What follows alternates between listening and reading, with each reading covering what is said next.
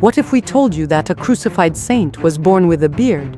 That a young princess destined for luxury and politics was marked by God with a sign that would scandalize the world? That she refused to marry a pagan king and was sentenced to death by her own father? This is the extraordinary, mysterious, and spiritual story of Saint Vilgeforte, a forgotten martyr whose journey defied kings, demons, and even her own body. Who was this woman of unshakable faith? Why was her image erased from the Church's official records? And what can we learn from her pain and courage?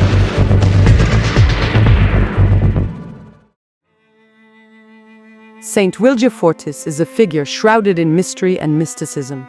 Venerated in popular Catholic traditions as a virgin and martyr, she is believed to have lived between the 2nd and 3rd centuries, though her legend became more widespread between the 13th and 15th centuries.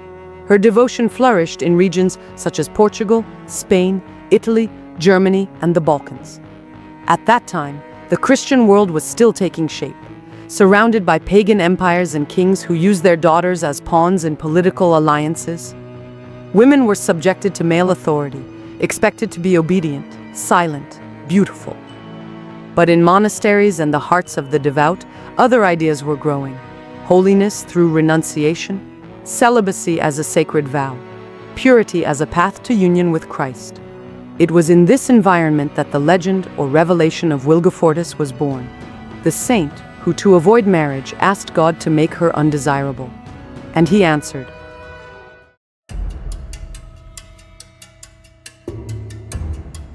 Vilgeforte was the daughter of a pagan king, raised in secret by a Christian nurse. From an early age, she gave her life to Jesus. She believed the greatest gift she could offer to God was her untouched virginity, a vow of eternal fidelity. When she reached adolescence, her father decided it was time to use her beauty as a political tool. He offered her hand in marriage to a pagan king, sealing an alliance between thrones. Vilgeforte was desperate. She cried out to heaven.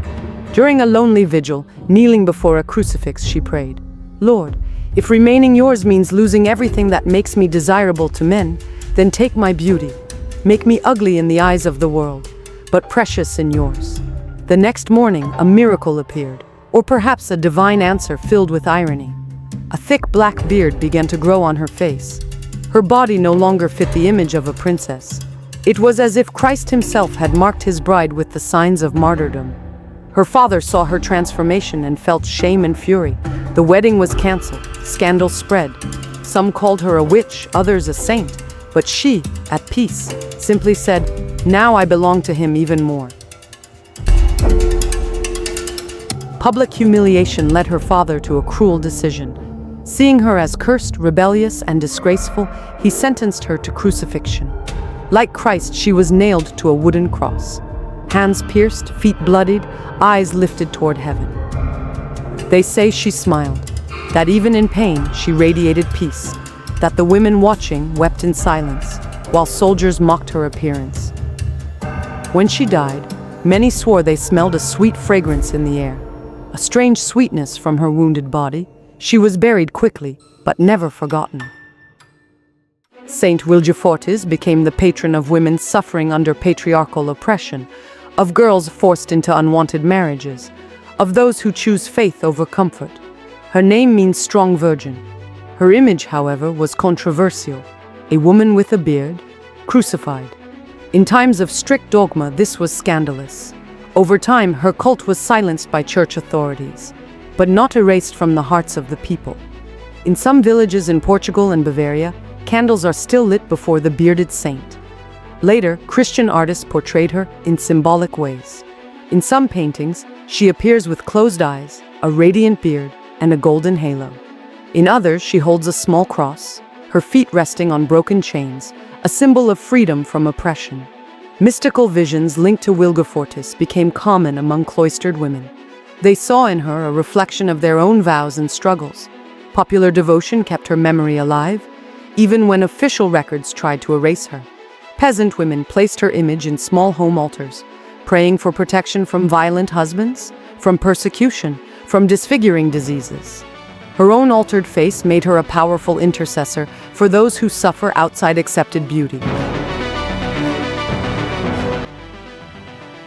How many times do we try to hide what makes us different? How often does God answer not as we expect but as we need? How many women today are still crucified for choosing faith, freedom, and dignity? Saint Vilgeforte reminds us, holiness is not picture perfect. It is made of crosses, of ridicule, of surrender, of sacrifice. What the world rejects, God may choose. Would you have the courage to ask God to set you free, even if it cost you everything? In remote regions of Europe, even today, pilgrims walk to abandoned churches where her image still remains. Some leave strands of hair or cloth tied to her relics, silent prayers for protection.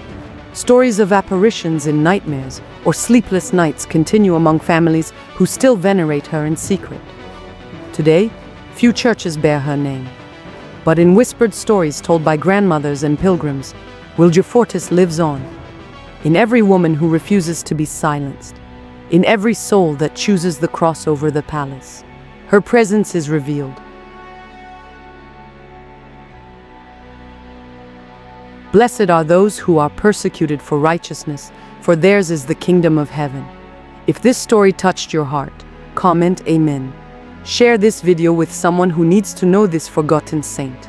Subscribe to the channel and follow a new story of faith, courage, and mystery every day. This is the way of the cross. This is the way of holiness. This is your Christian spirituality channel.